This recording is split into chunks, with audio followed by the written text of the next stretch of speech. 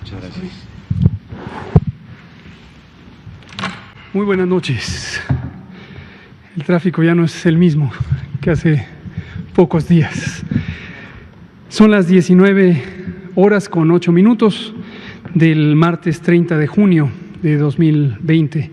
Estamos en el Palacio Nacional de México, en la Ciudad de México, y vamos a iniciar la conferencia de prensa diaria sobre COVID-19, la pandemia causada por el nuevo coronavirus SARS-CoV-2. Hoy tenemos varios temas que conversar. El doctor José Luis Salomía presentará el informe técnico. El doctor Ricardo Cortés Alcalá nos comentará sobre la movilidad. Hoy es martes de movilidad.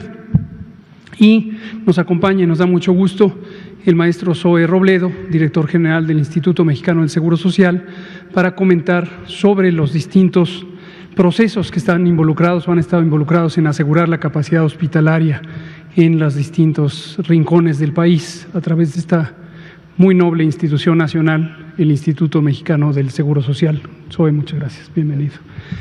Le pido entonces al doctor Salomía, tratemos de hacerlo muy sucinto para que tengamos tiempo de preguntas y respuestas. Claro que sí, con mucho gusto, señor secretario. Muy buenas tardes con todas y con todos. Bienvenidos a la conferencia vespertina 123 en este día número 30 de la nueva normalidad, que como ya hemos dicho y lo vemos en la siguiente diapositiva, precisamente se caracteriza por las acciones regionalizadas a las entidades federativas que en su momento están encaminadas a poder evitar la propagación, el contagio de esta nueva enfermedad.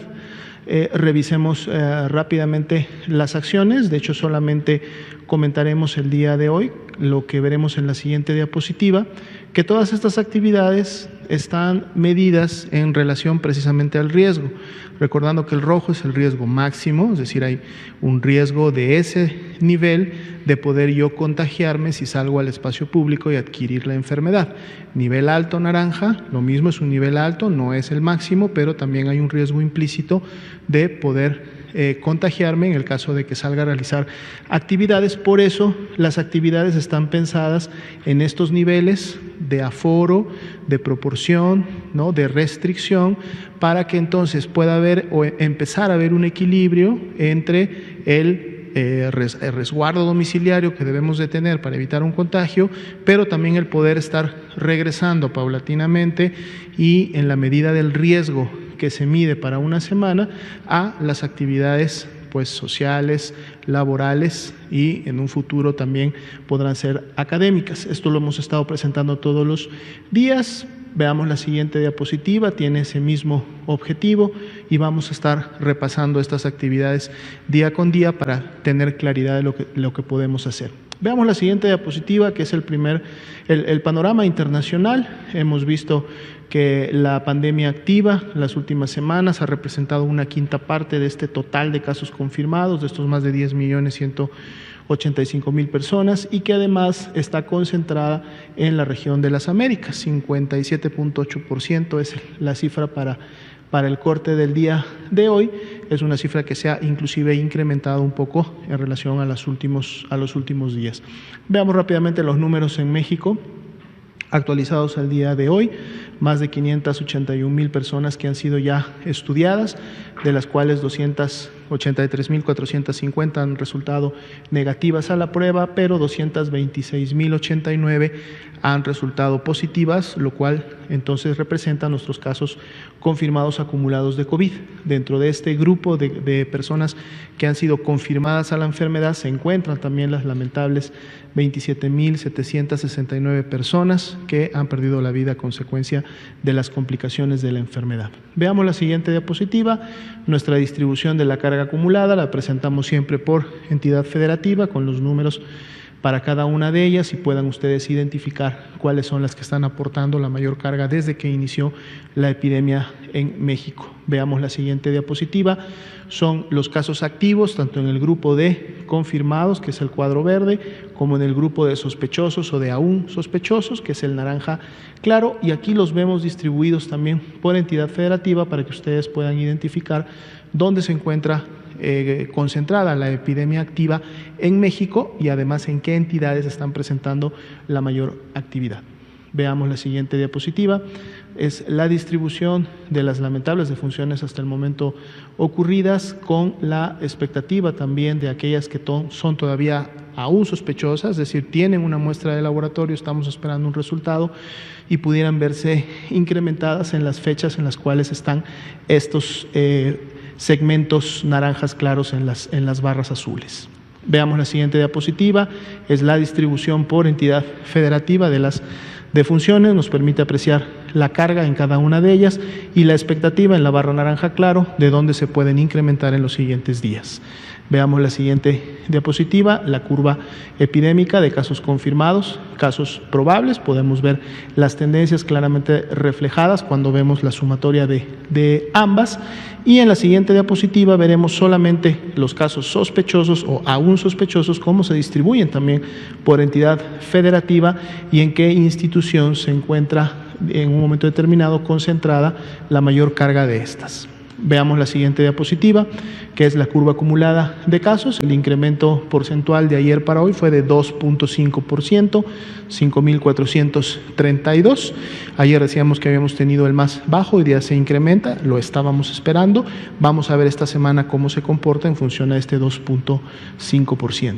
La siguiente diapositiva es nuestra curva de pacientes recuperados, personas que se han recuperado de la enfermedad. Ayer era el 59%, hoy día ya son el 60% de los casos confirmados, 134.957 personas que ya se recuperaron de la enfermedad y lógicamente también esperamos, en base a lo que hasta el momento se conoce, que ellos formen parte de este grupo de personas que en este momento son inmunes a la enfermedad y pues podrán entonces contribuir más adelante con los que se sigan incrementando a esta inmunidad de rebaño que se quiere lograr en un futuro próximo.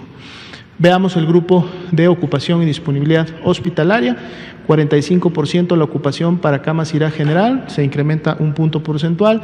40% para las camas IRA con ventilador, también se incrementa un punto porcentual. Y esto lo sabemos porque el 98% de las unidades COVID notificaron sus camas y sus egresos el día de ayer. Veamos la siguiente diapositiva para ver la distribución. Continuamos con una disponibilidad por encima del 30%, que ya hemos dicho es el margen de seguridad, está presente en todas las entidades federativas y en unas todavía con mucha mayor disponibilidad. Veamos la siguiente, que son las camas críticas con ventilador para los pacientes más graves, igual por encima del 30% esta disponibilidad en todas las entidades federativas. Y la última diapositiva es el incremento de unidades COVID, 2 unidades del fin de semana para el día de hoy, 901 son las unidades que el día de hoy se clasifican como COVID y están ofreciendo sus servicios para atender a este tipo de pacientes y vemos que la tendencia continúa incrementándose en función precisamente de la necesidad de contar con estas camas, aunque esta tendencia ha sido mucho menor en la última semana prácticamente. Sería la actualización para el día de hoy. Muchas gracias, doctora Lomía. Le pido al doctor Ricardo Cortés, director de Promoción de la Salud, también si de manera sintética nos comenta sobre la movilidad. Con mucho gusto, doctor López-Gatell, muchísimas gracias. Buenas tardes a todas y todos. Como podemos ver a continuación, es la misma gráfica a partir de el 31 de mayo. 32 gráficas, con 3 sistemas de información, Twitter y Google los que más homogénea tienen su información. Hace una semana presentábamos cómo en el estado de Aguascalientes los usuarios de Twitter estaban incrementando de forma importante, y después de una semana de este anuncio, la población usuaria de Twitter responde de esta forma, con una caída bastante importante, inclusive a punto de llegar a menos 60% de la movilidad. Los usuarios de Google se mantienen estables, todavía por alrededor del 50%. Baja California lo mismo, había incrementado mucho su movilidad, y en la última semana una caída importante en la movilidad que se puede después ver en una estabilización en el número de casos y potencialmente también una disminución. Baja California Sur poco a poco, pero va subiendo. El estado de Campeche manteniéndose los usuarios de Google, pero los de Twitter poco a poco también bajando un poco. Estabilidad en Coahuila y Colima. En Chiapas está incrementando, al igual que en Chihuahua, la actividad.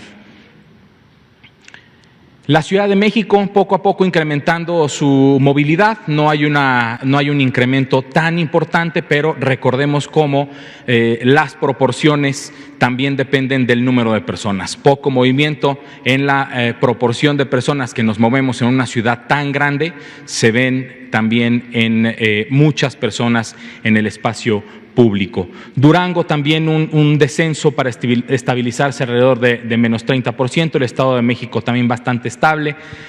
Guanajuato ha recuperado al menos una estabilización, sin embargo los usuarios de Google, el sistema de Android, no ha disminuido a menos del 40%. Guerrero un poco estable, Hidalgo, Jalisco y Michoacán también bastante estables en sus números en las últimas semanas. Morelos y Nayarit con un incremento discreto, Nuevo León bastante estable, Oaxaca con una disminución importante también después de haberlo visto un incremento en la semana anterior. Puebla con estabilidad, también alrededor del 55% de disminución. Querétaro con una disminución importante hace algún par de semanas y un poco de estabilidad. Sin embargo, si se fijan en los usuarios de Google, aunque están bastante estables, pero no han reducido a menos del 30% su movilidad. Quintana Roo poco a poco en un incremento en su actividad. Recuerden que también Quintana Roo, sobre todo por la epidemia en Cancún, ya han ido mucho al descenso, y entonces al descender las tendencias, el número de casos, número de hospitalizados, etcétera, pues sí, y se cambia el semáforo de color, esto se ve reflejado necesariamente en un incremento en la movilidad. San Luis Potosí incrementando poco a poco también su movilidad. Finalmente, Sinaloa y Sonora con un poco de incremento en las últimas semanas, Tabasco bastante estable, Tamaulipas continúa incrementando en su movilidad, sobre todo los usuarios de Twitter, y finalmente Tlaxcala, Veracruz y Yucatán muy estables, entre el 50 y el 60% de disminución de su movilidad, y Zacatecas con una disminución importante con respecto a días anteriores en las últimas semanas. Finalmente, la comparación que hacemos de 2 semanas previas con la última semana, el porcentaje de movimiento comunitario, vemos como de izquierda a derecha, Baja California, Tamaulipas, Colima, Zacatecas, Michoacán, Hidalgo, Baja California, Quintana Roo, Chihuahua, Chiapas y Sinaloa tienen un incremento de una semana a otra de más del 5%.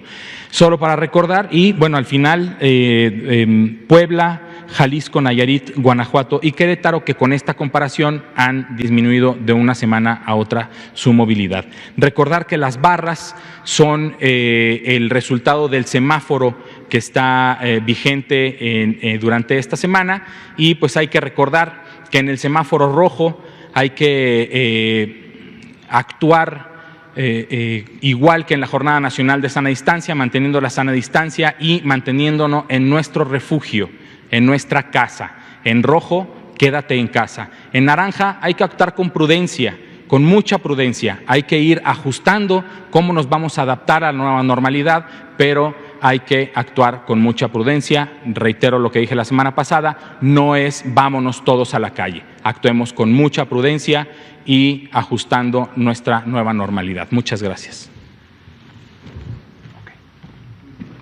Perfecto.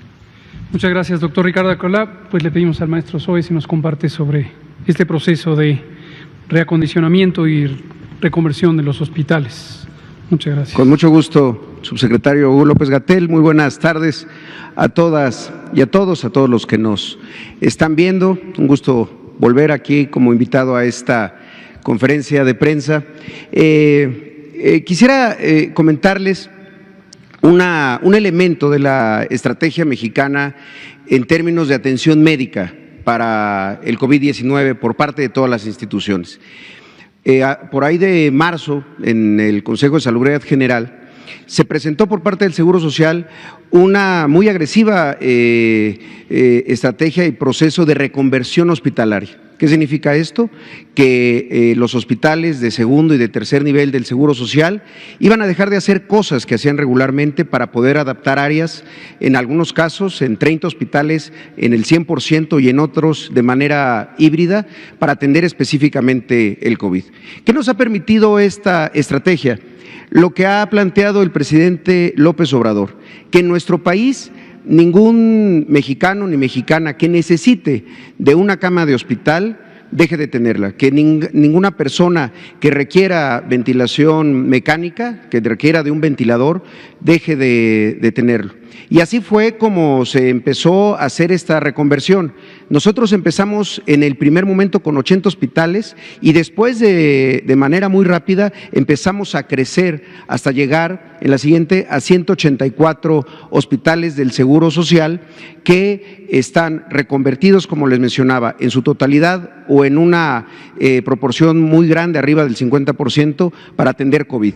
Hoy tenemos 12,755 camas específicas para atender COVID, 3,460 camas con ventilador y lo más importante de todo, la integración de 3,420 equipos COVID. Son los equipos de personas encabezados por intensivistas, urgenciólogos, médicos especialistas, junto con otros médicos de soporte, familiares, no familiares, médicos generales o de otras especialidades y enfermeras especialistas, auxiliares de enfermería. Son las personas que están ahí en los 5 turnos, los 2 de la mañana, los 2 de la noche, en la jornada acumulada que es el fin de semana. Entonces, eso es lo que nos ha permitido, pues, atender y no haber llegado en ningún momento, en ningún estado, a niveles de saturación, como lo ha mencionado el presidente, como desafortunadamente les ocurrió en algunas otras partes del mundo.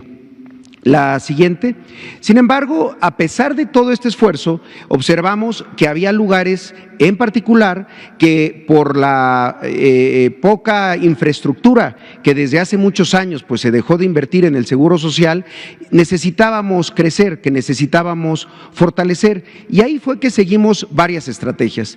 La primera fue esta, son los hospitales de expansión. ¿Qué son los hospitales de expansión? Hospitales que estaban programados desde antes del COVID para ser inaugurados este 2020 y que en algunos casos la fecha era en mayo, en junio, en algunos casos en julio, en agosto, pero que se tuvo que detener el proceso de inauguración y de apertura por obvias razones. Sin embargo, había niveles de avance ya de la obra que nos permitió pensar que no podíamos desaprovechar esos espacios y utilizarlos plenamente para COVID. En su mayoría son hospitales nuevos y en algunos otros casos hospitales que se habían remodelado o rehabilitado después de algún proceso. ¿Cuáles son? El Hospital General de Zona número 33 en Bahía de Banderas, allá en Nayarit, pegadito a Puerto Vallarta, con 50 camas para COVID.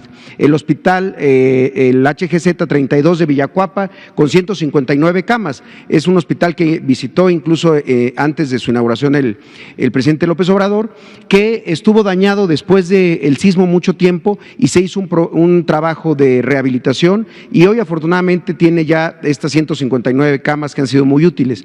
El de Atlacomulco en el Estado de México, un hospital completamente nuevo que todavía tiene algunas partes que se tienen que terminar de equipar para cuando entren operaciones de manera regular, pero que hoy ya tiene 28 camas atendiendo pacientes para COVID.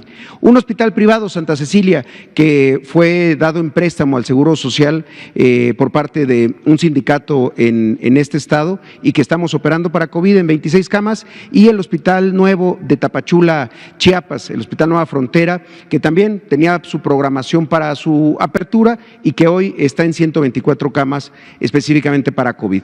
Esto nos añadió 387 camas adicionales a las que habíamos ya mencionado y como lo ha dicho el doctor López-Gatell, pues hoy ya nos lleva a tener más de 900 hospitales ya de todo el sistema de salud que están reportando en la red IRAG todos los días los pacientes, los que están en ventilación, los que están hospitalizados. La siguiente, por favor. Otros hospitales son los temporales y ahí nosotros lo que hicimos fue tomar un modelo de hospital temporal que tenía una empresa muy grande y conocida que es Cemex y adaptarlo a un modelo específico del Seguro Social. Es decir, los médicos especialistas en atención hospitalaria hicieron modificaciones a este modelo para hacer un modelo IMSS de hospital temporal. ¿Cuáles son las ventajas? Su precio, su costo es bastante bajo, su tiempo de construcción es muy rápido y está hecho de materiales que duran muchos años, no son hospitales inflables o de estos tipo carpa, que son muy útiles también, pero que estos nos van a ser de gran ayuda cuando recuperemos también, a partir de que los semáforos lo permitan, algunas de nuestras actividades que hoy tenemos detenidas, desde las consultas de medicina familiar o las consultas de especialidades u otros servicios que da el Seguro Social. Estos están ya operando en Oblatos, allá en Jalisco, con 40 camas, en Lindavista, aquí en la Ciudad de México, también con 40 camas, en Culiacán, Sinaloa, con 38, en Ciudad Juárez, esta unidad hospitalaria con 38 camas. Un caso distinto es el de Innovamed, es un hospital privado que estamos rentando en Morelos, que nos ha permitido crecer en el Hospital Regional de Cuernavaca, pero no de COVID.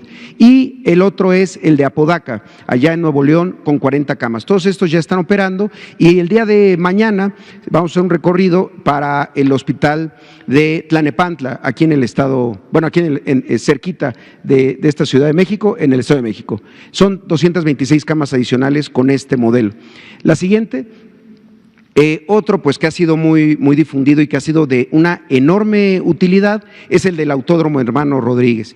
De eso es un poco también lo que ha tenido este tipo de situaciones la pandemia, un lugar pues destinado a eventos deportivos, bueno, incluso ahí se celebró en algún momento una misa multitudinaria y que hoy ha sido de gran utilidad para la atención de pacientes COVID. Se había pensado inicialmente que fuera de rehabilitación o para pacientes en etapas ya de prealtas, pero hoy está atendiendo pacientes COVID con 168 camas y ya van más de 957 pacientes atendidos al día de hoy, cerca ya de 1,000 pacientes, y ha sido de una enorme utilidad este modelo hospitalario en las instalaciones del Autódromo Hermanos Rodríguez, en toda la parte en donde están, pues, donde entran los carros y en las suites de donde van los asistentes a las carreras, ahí es donde está instalado este hospital. Son 2 módulos muy grandes que han dado un gran servicio y sobre todo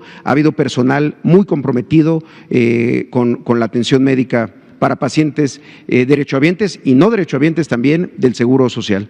Y la siguiente, estas son algunas de las otras estrategias que llevamos a cabo con los centros de rehabilitación infantil de Teletón, como se manifestó y se expuso aquí en la conferencia mañanera. Ellos habían tomado la decisión muy triste de tener que detener sus servicios, pero querían seguir utilizando los espacios. Y hoy los estamos usando ya en estos 2 nuevos lugares con un esfuerzo compartido para pacientes convalecientes, prealtas. Cuando un paciente ya está a punto de salir del hospital porque se recuperó, muchas veces poderlo llevar a otro lugar ya con la seguridad de que no va a tener un proceso de agravamiento, nos libera espacios en el hospital, y aquí es donde están muy bien atendidos. Son dos, el de Ciudad Nezahualcóyotl y en Iztapalapa, con 30 y 30 camas cada uno de ellos. La siguiente. Hay lugares en donde tenemos que seguir creciendo y atendiendo, porque así lo hemos ido viendo a partir de las curvas epidemiológicas que se presentan aquí día con día. Y tenemos en puerta 328 camas adicionales, uno en Tijuana, donado por el Grupo Modelo y que está ya en las fases nada más de algunas pruebas que se le están haciendo. En Puebla, que es muy importante, porque Puebla, después del sismo del 2017, perdimos uno de nuestros grandes hospitales del Seguro Social, que fue el San Alejandro, que quedó inhabilitado para su uso, y desde entonces estamos en un proceso de demolición apenas, pero estuvo mucho tiempo abandonado y fueron 400 camas que se dejaron de utilizar. Puebla es uno de los estados con menos capacidad hospitalaria del IMSS. Hay dos procesos aquí, en la UMF número 6 de Puebla con 38 camas, y en la Margarita, allá en el Hospital de la Margarita, en un terreno adyacente donde vamos a tener 40 camas. Estas además se van a quedar ya de manera permanente para el hospital. También estamos haciendo uno que es el mismo modelo en Fresnillo, en Zacatecas, el de Tlalnepantla en el Estado de México que ya les comentaba, en Ciudad Obregón, Sonora, en Tuxtla Gutiérrez, Chiapas, y en Mexicali, Baja California. Estas son las acciones que se tienen que seguir realizando día con día para que logremos ese objetivo, que nadie se quede jamás sin la oportunidad de tener atención médica ni la posibilidad de tener un ventilador si es necesario. Y por último, algunas acciones recientes que hemos estado realizando esta misma semana. Hemos estado además en mucha comunicación con el doctor López-Gatell y con las autoridades locales, en este caso de Tamaulipas, por una situación que se empezaba a presentar en Reynosa. En Reynosa la capacidad hospitalaria más grande la tiene el Seguro Social, y hicimos una visita de inspección para un reordenamiento de nuestros servicios allá. Se va en el hospital de zona número 15, se van a incluir para atención de COVID 64 camas adicionales, y en el regional, en el 270, que es un hospital muy grande, se van a incrementar 70 camas más, que esperamos el 18 de julio esté terminado este proceso. Y en el caso de Querétaro, en particular, en la capital,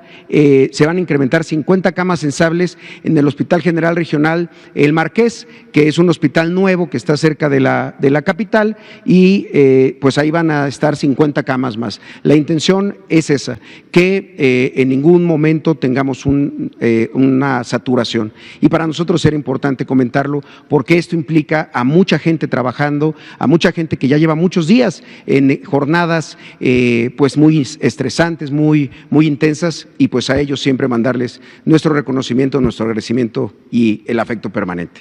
Muchas gracias, es todo por mi parte. Muchas gracias, maestro Zoe Robledo, director general del Instituto Mexicano del Seguro Social. A usted, Blanca Valadez, y Araceli Aranday, por supuesto. Alguien quedó pendiente ayer. ¿Qué tal? Usted, muy buenas. Carlos, allá, por favor, usted. ¿Qué tal? Muy buenas tardes. Blanca Valadez, de Grupo Millennium. Preguntarle, hoy la Organización Panamericana de la Salud informó que prevén que hasta el 1 de octubre puede haber hasta 438,000 decesos solamente en América Latina. Y bueno, la carga obviamente la tiene Estados Unidos y Brasil. ¿Qué expectativas o qué estimaciones o qué panorama se está viendo para México respecto a este informe que está dando la Organización Panamericana de la Salud? Si nos puede comentar.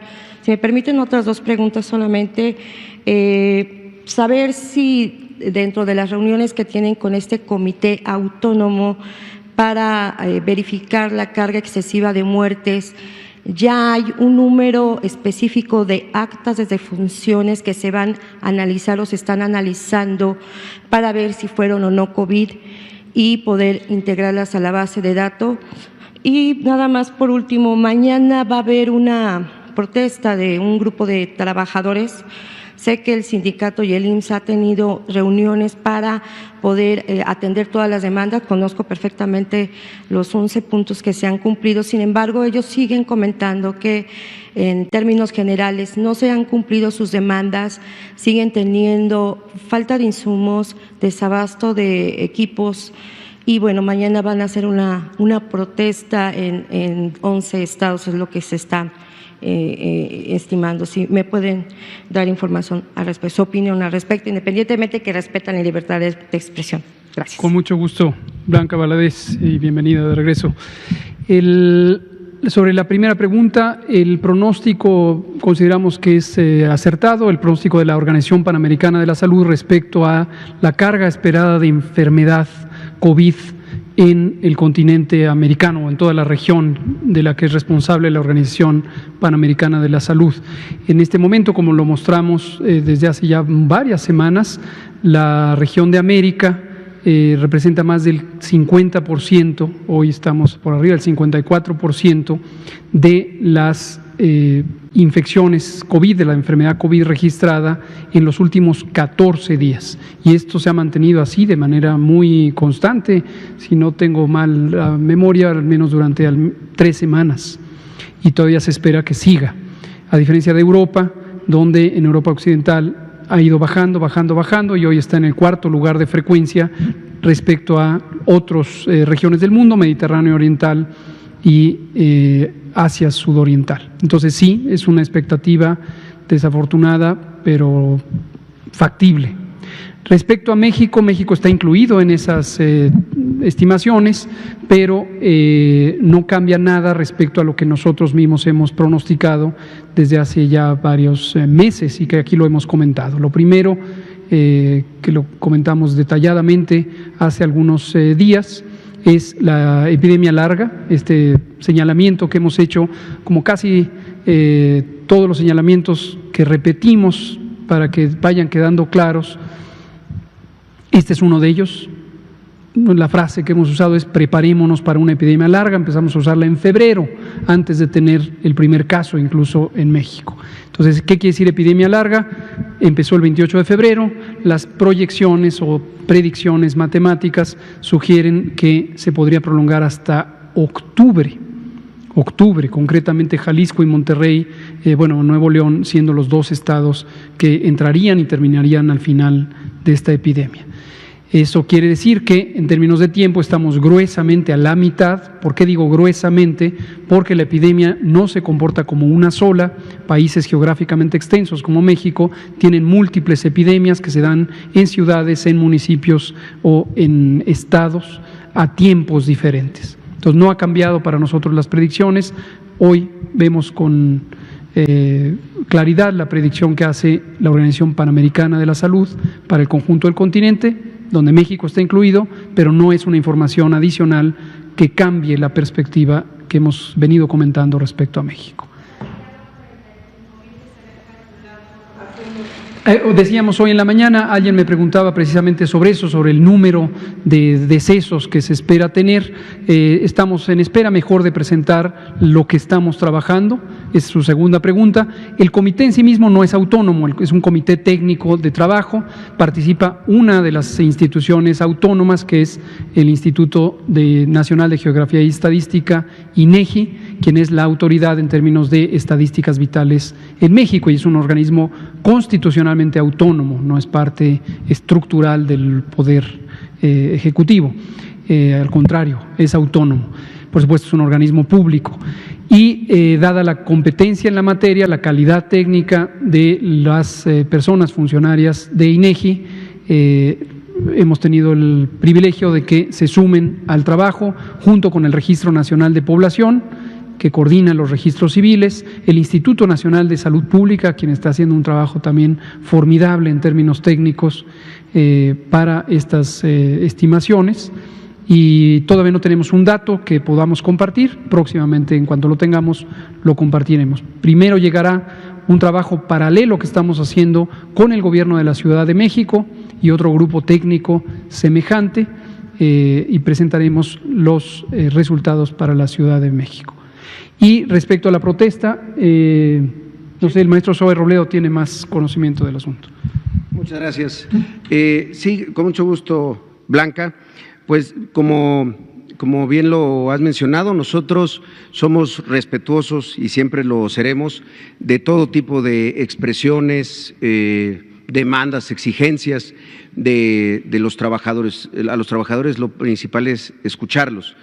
Se trata de un grupo específico de trabajadores que se han estado organizando y agrupando. La verdad que con el Sindicato Nacional de Trabajadores del Seguro Social, titular del contrato colectivo de trabajo del IMSS, un sindicato pues que es de casi 500,000 trabajadores ya, porque hemos ido incrementando también el número de trabajadores, pero bueno, es un sindicato muy grande. Hemos trabajado desde marzo una serie de acuerdos y acuerdos que se han ido cumpliendo. En marzo tomamos el primero y todos encaminados a la protección del personal.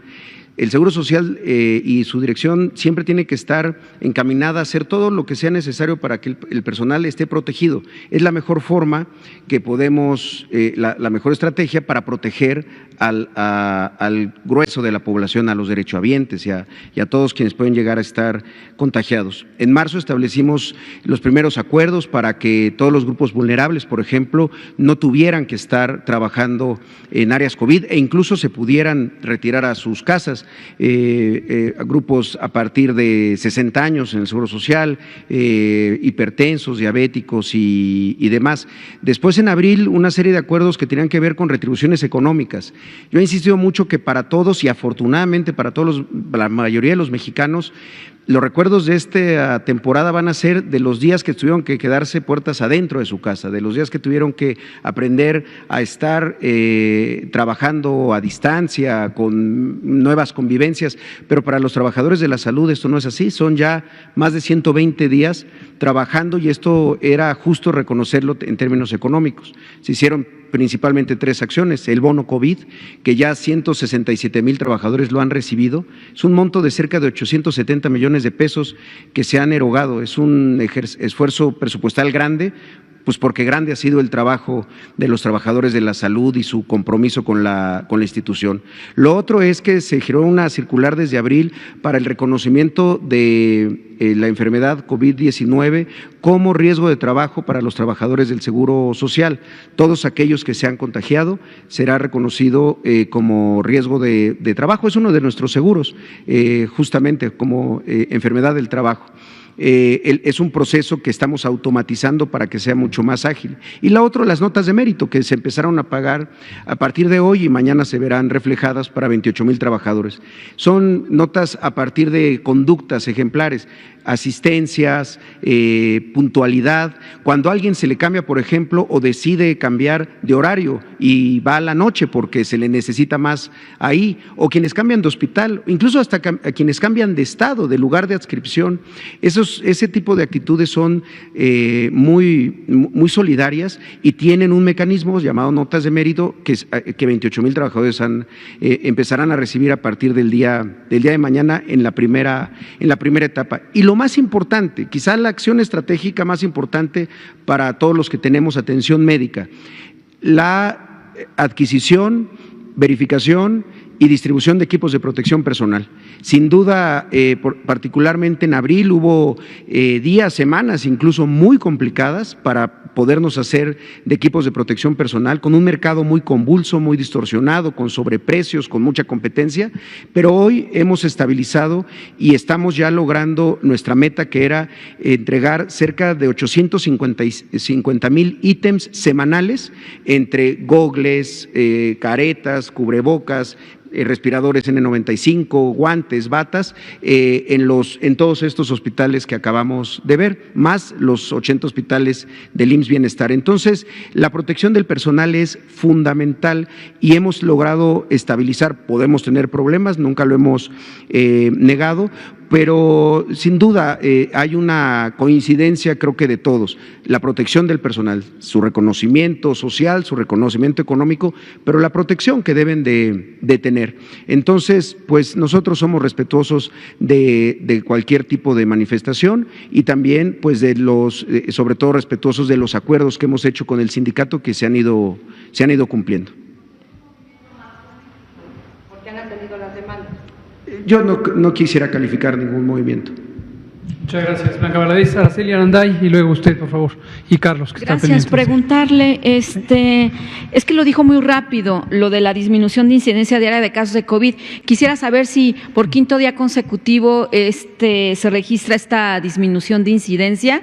Si me pueden aclarar esto, preguntarle si tienen alguna información si el Remdesivir ayuda a la recuperación de enfermos con COVID. Preguntarle también al maestro Zoé, si me lo permite, estas 387 camas, ¿en qué periodo se ha dado este incremento? Y si ya tienen la proyección de qué harán con estos hospitales una vez terminado la pandemia. Preguntarle por último si va a haber conferencia de prensa mañana ante el anuncio del señor presidente. Gracias. Muchas gracias. La incidencia está desacelerándose. Y esto ha sido un proceso progresivo que lo explicamos el domingo con una curva que representa el porcentaje de cambio. El número de casos que se presentan diariamente sigue siendo muy alto. Esto no debe confundirse nadie con eso. La epidemia sigue activa. La epidemia, de hecho, está en su momento más alto. Que quede muy claro. Sigue habiendo contagios. Sigue habiendo una gran cantidad de contagios que ocurren todos los días. Y de hospitalizaciones, y la cantidad de muertes que se registran es aproximadamente cercana a 600 al día. Entonces, esto sigue activo. La epidemia no se ha acabado y no se va a acabar posiblemente antes de octubre. Sin embargo, la noticia positiva es que la velocidad a la que va subiendo la epidemia está cada vez más lenta, se está haciendo más lenta la epidemia. ¿Por qué es positivo? Porque llegará un momento en que sea tan lenta que sea cero, que ya no aumente el número de casos. Pero ahí seguirá habiendo muchos casos.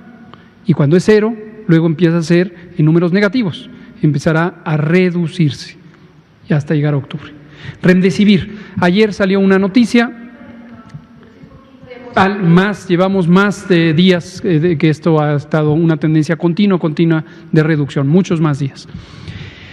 Remdesivir es un medicamento antiviral que fue motivo de ensayos clínicos, de estudios de investigación clínica al principio de la epidemia. Esto fue en los primeros días de marzo aproximadamente. México participó en un ensayo clínico multipaís, multicéntrico, y en este ensayo, no solamente con los datos mexicanos, sino todos los países que participaron. Este ensayo lo condujo los Institutos Nacionales de Salud de Estados Unidos. Desafortunadamente no se encontró una señal clara de que Remdesivir reduzca significativamente la duración de la hospitalización, la gravedad de la enfermedad, la probabilidad de que exista enfermedad grave o la mortalidad. En resumidas cuentas, Remdesivir no es un medicamento que haya sido prometedor como esquema terapéutico de COVID o contra COVID. Ayer la noticia fue que en Estados Unidos, donde tiene registro sanitario, en México no tiene registro sanitario, y el registro sanitario es porque es un medicamento antiviral que se utiliza en otras entidades infecciosas, y lo que se anunció ayer es que además va a ser muy caro, y se hablaba de casi lo equivalente a 53,000 pesos mexicanos. En México no está disponible. ¿Por qué lo digo con tanta insistencia? Porque nos preocupa que en hospitales, tanto del sector público como privado, se ha llevado a veces a personas, familiares de pacientes con COVID grave, a angustia porque se les dice tienes que conseguir Remdesivir porque es el medicamento de elección. No, la evidencia no muestra que Remdesivir sea el medicamento de elección. De hecho, no muestra que sea un medicamento suficientemente útil para ser considerado como la opción terapéutica.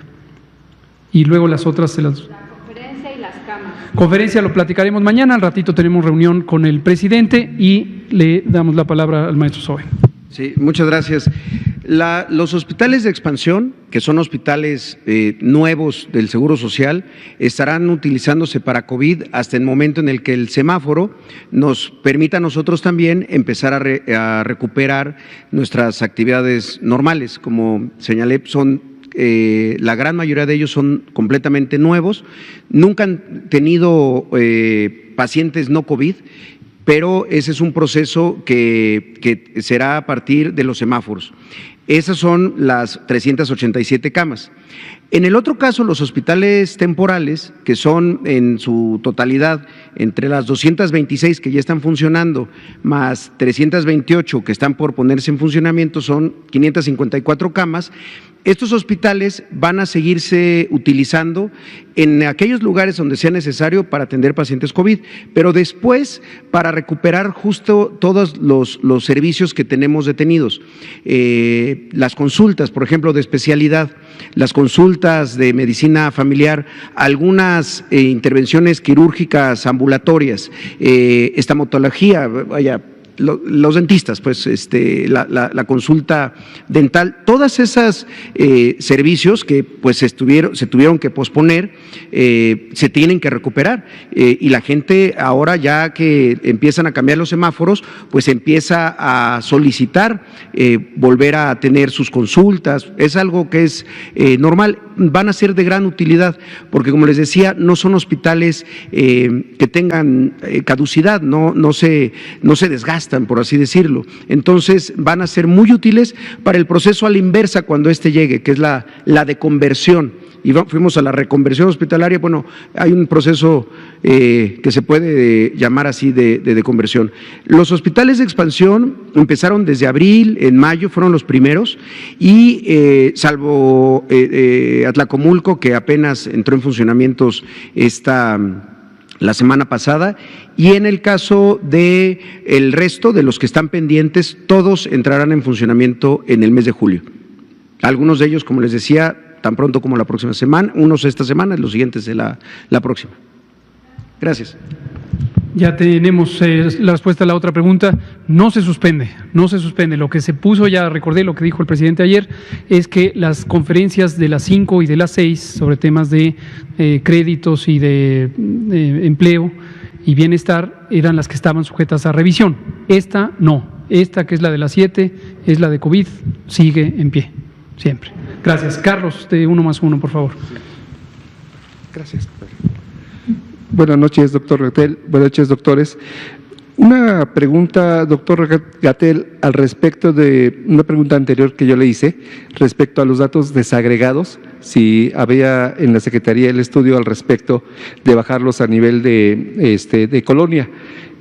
Hay una respuesta que ayer da la jefa de gobierno, donde efectivamente se muestra ya un mapa de esos datos desagregados por colonia. Yo lo que quisiera preguntar, ya el fin de semana, una académica de la Universidad Autónoma de la Ciudad de México me compartió esta parte que lo elabora la Secretaría de Salud de la Ciudad de México. Son dos preguntas muy sencillas. La primera, ¿usted sabe si la Secretaría de Salud de los demás estados tiene un estudio al respecto en cada uno de sus estados? Y la otra es si la Secretaría de Salud federal, sobre de esos datos estadísticos que hoy se dan a conocer por parte de la Jefatura de Gobierno de la Ciudad de México, ¿tiene alguna estrategia o se va a apoyar para la elaboración de alguna política pública presente de salud? Sobre todo en el sentido de que con esto se ubica perfectamente bien los lugares donde hay más alto contagio. Un ejemplo, hoy sale publicado también en algunos medios que la colonia de más alto contagio es un pueblo de Xochimilco, que es San Gregorio. Sin embargo, también se conoce en los lugares donde uno vive, lugares donde ha habido pues mucha displicencia en cuanto a la disciplina, yo lo comentaba, y sí hay altos contagios, incluso ha habido muertes, sí, no se intentó registrar, no hay el control del registro, pero ¿qué hay al respecto de la estrategia de la Secretaría de Salud en base a estos datos? Muchas gracias. Gracias, Carlos, por sus preguntas. Sobre los datos y su agregación, los datos proceden de la localidad. O sea, no es que el gobierno federal tenga unos datos y los gobiernos estatales tengan otros datos. Nosotros no tenemos más datos que los que produce el Sistema Nacional de Vigilancia Epidemiológica, en el que participan todos los gobiernos estatales, todas las agregaciones municipales y una agregación administrativa específica del sistema de salud que se llaman las jurisdicciones sanitarias. Los datos vienen directamente de las unidades de salud, que hay más de 26,000 en el país, representando a todas las instituciones del sector salud. son los mismos datos. De hecho, las localidades los cargan en la plataforma única de información, que es federal, y por supuesto son dueños de sus propios datos los gobiernos estatales, que son también autoridades sanitarias. ¿Por qué razón nosotros a nivel federal decidimos no tener datos, no presentar públicamente datos con un nivel de agregación tan pequeño como Colonia? Porque si bien en la Ciudad de México, que es una urbe, una metrópolis muy poblada, representar los datos por colonia no facilita el reconocimiento de las personas.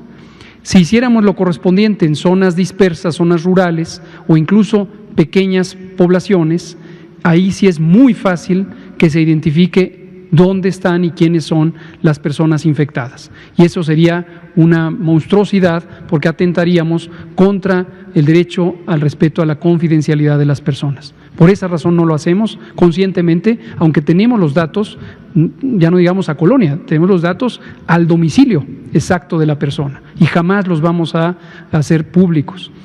Ahora, respecto a la Ciudad de México, en este momento me parece muy bien que el gobierno de la Ciudad de México los haga públicos con este propósito, porque efectivamente hace varias semanas, si no recuerdo mal, hace 3, en miércoles, tuvimos el gusto de tener a la Secretaria de Salud de la Ciudad de México, la doctora Oliva López Arellano, quien presentó el programa nuevo de la Ciudad de México, que la propia doctora Sheinbaum, jefa de gobierno, había presentado la mañana del mismo miércoles.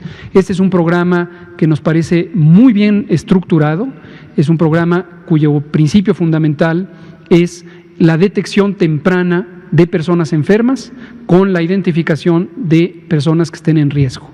Desde el inicio de la epidemia, la Ciudad de México, el gobierno de la ciudad, había puesto a disposición un mecanismo de dispositivos móviles a través de SMS, mandando un mensaje al 515, y eso devuelve un diálogo donde va dando instrucciones para evaluar, autoevaluar el riesgo de tener o no COVID, y posteriormente, si el riesgo es significativo, hay una llamada por parte del sistema Locatel que le da seguimiento a las personas.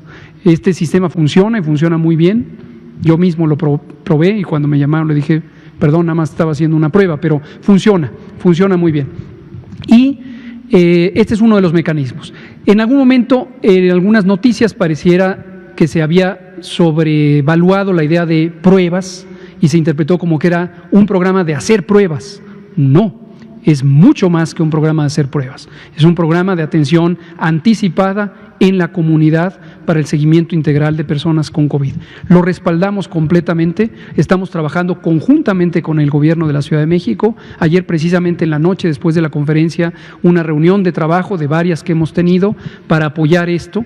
Y no solo eso, sino que el modelo de trabajo de la Ciudad de México lo hemos considerado útil para transmitirlo o llevarlo a otras entidades federativas, algunas de las cuales ya hacen modalidades semejantes. Entonces nos parece un gran acierto este programa.